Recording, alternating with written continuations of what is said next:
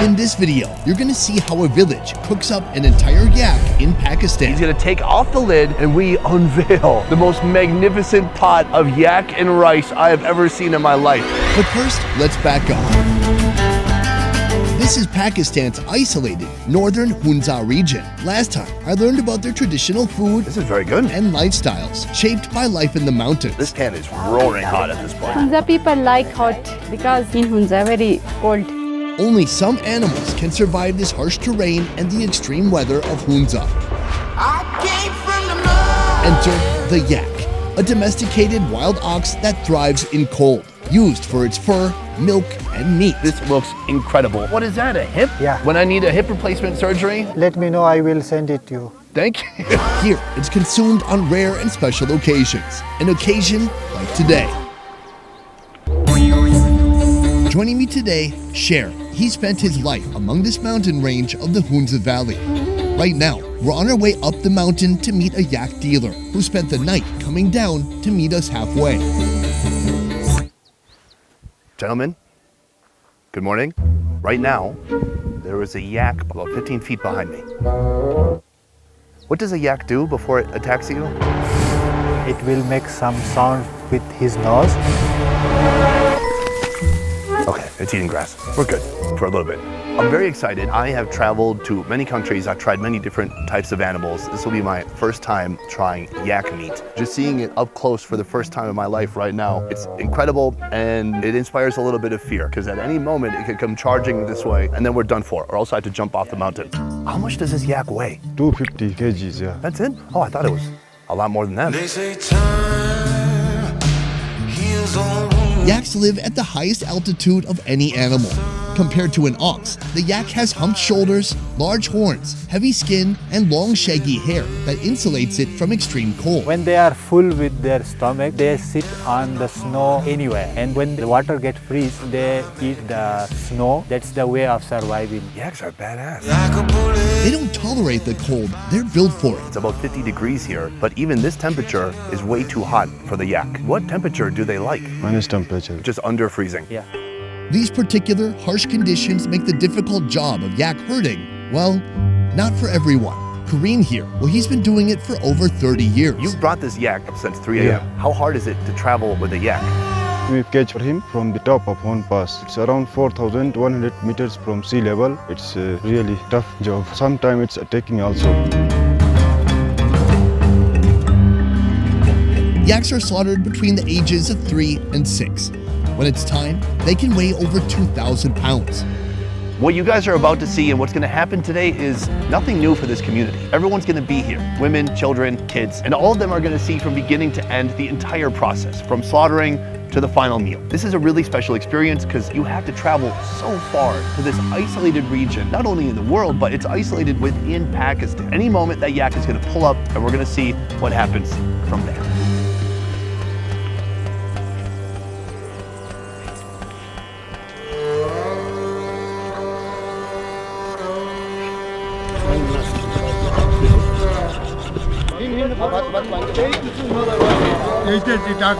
Majestic, broad, and powerful as he is, the yak is not invincible to experienced hands.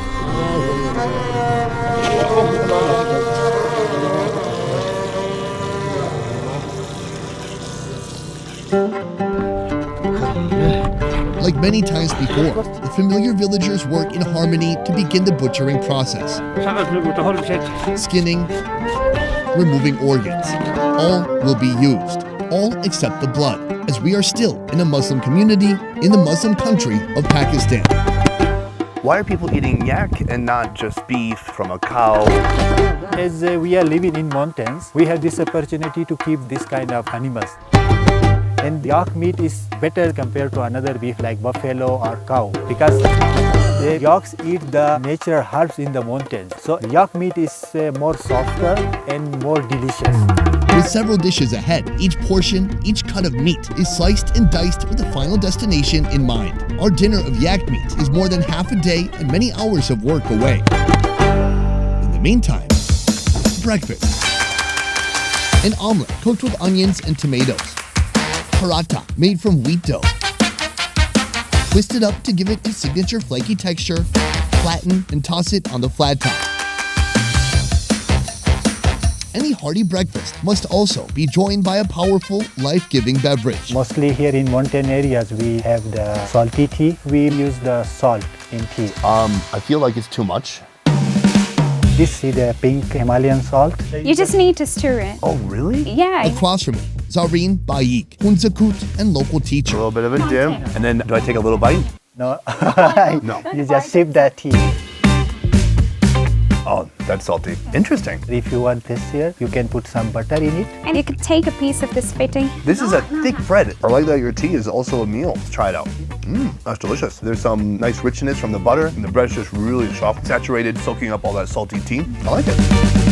This is our Traditional way of sharing the food. Ooh, that was awesome. And then I use this to pick up the egg. Yeah, that's a bigger tank rather. That is delicious. Little veggie omelet, nice soft weedy bread. It's like a little breakfast burrito. Burritos. It's one of the best things out there.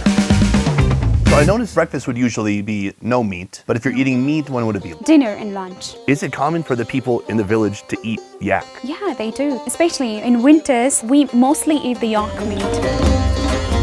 Because beef has got this property that it keeps you warmer whole day long, and winters are really harsh in here. So they dry up the meat and they keep it for months, and they cut the beef from there and they just cook it. This is our head chef, Haman Karim. This plot of land is his, and it'll serve as the perfect outdoor kitchen as cooking stations pop up throughout the day. Reinforcements are headed here from the base of the mountain, but for now, we've got work to do. Today's yak, hundreds of pounds of meat, will be cooked 5 different ways. First up, the boil. This is supra. It requires one back leg simmering for 3 hours along with onion, ginger, garlic, and salt. Cooking is underway. We have our whole outside area set up here. There's about 10 or 12 people working together to make this big feast happen. We have to have all this done in 2.5 hours. This is extreme cooking. So take a look at this. He's already been boiling this for almost a couple hours now. Yeah. Okay, look at that. You can see the limb is starting to render down. It's gonna get really cooked, get really soft. This is one of the main things they eat here. And they can also use the juice itself to make rice. So that's something they plan on doing soon. They also have super loud tractors like that one. Gotta love the guy way out in the countryside with a COVID mask around his chin. Safety. So that's just one of our dishes. Back here, we also have a dish with meat and potatoes. This is aloo gosht, a type of meat curry. Add the ribs to the pot. Then chopped onion, the garlic, ginger, salt mixture, and curry powder. Then cook it for 1.5 hours. What I love is that when he's cooking, he doesn't have some metal spoon or a little spatula. He has this. Can I hold this for 1 second? It's a piece of rebar. This is what you put in concrete to make it stronger when you pour concrete. And they've had a blacksmith flatten out the tip right here so he can use it to cook huge portions of food. How cool is that? Right now, he is gonna put in the potato. Oh, he just puts in a little bit at first. You don't wanna overdo it, intimidate it, overwhelm it, like me to girls when I was in high school. The fire is doing its job.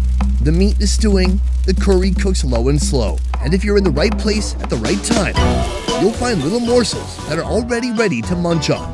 Right now we have some barbecue, though it is not the typical Hunza food, but Yeah. it is Pakistani. This is yak kebab. The chef uses meat from the backbone, then marinate with ginger garlic juice, red chili powder, salt, lemon juice, garlic powder, vinegar, and cooking oil. Skewer the meat and grill it over charcoal. It's gonna be my first bite ever of yak. Let's go.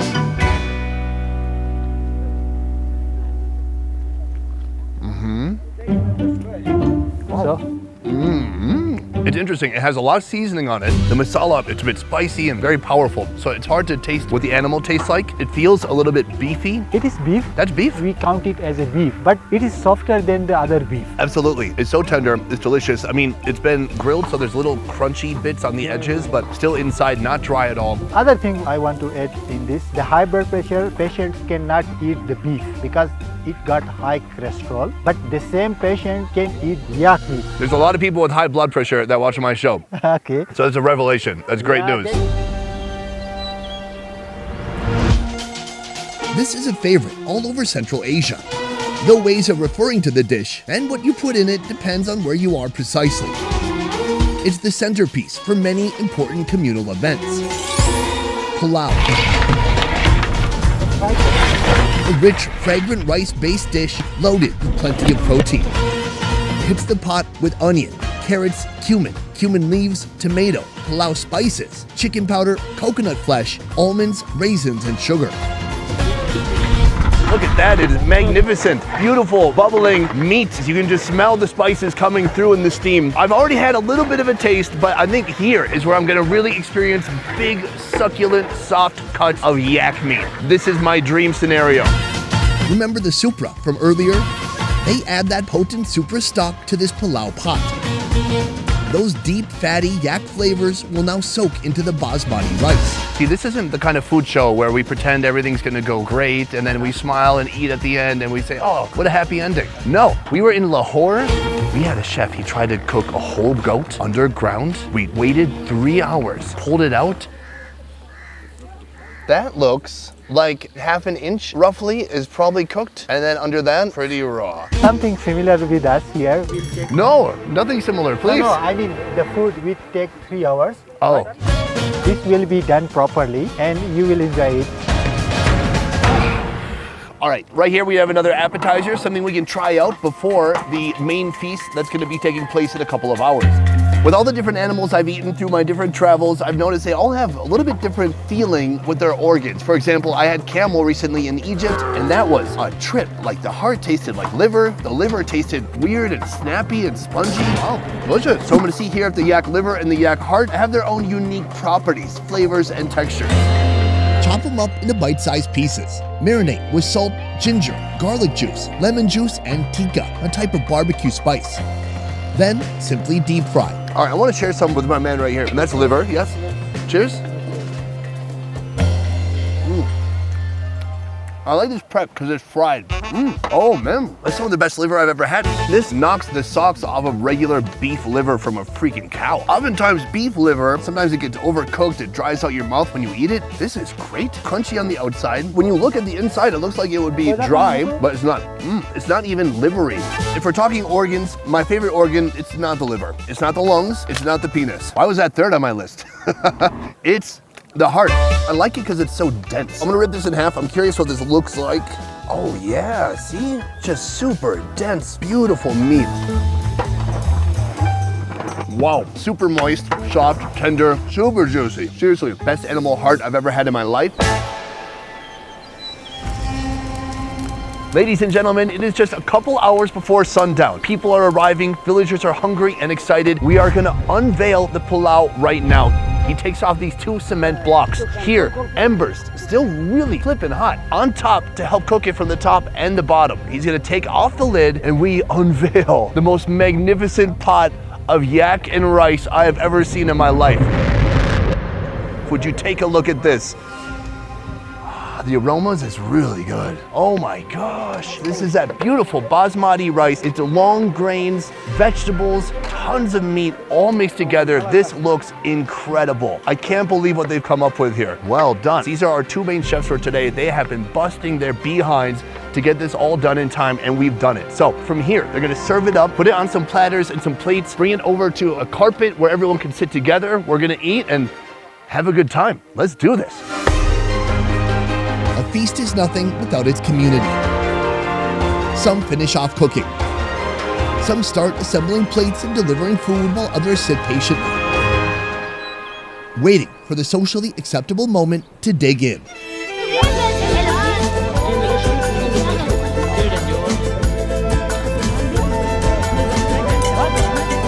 Across from me, local Pakistani and my good friend, Ali. Gentlemen, we've done it. Yes, there may have been small disappointments, obstacles to be overcome during this trip. I can't remember any of them, maybe the goat, I guess. Just a stubborn goat. It was a stubborn goat. But today, my friend, I see a lot of yak meat, all the way cooked through, 5 different courses today. This looks incredible.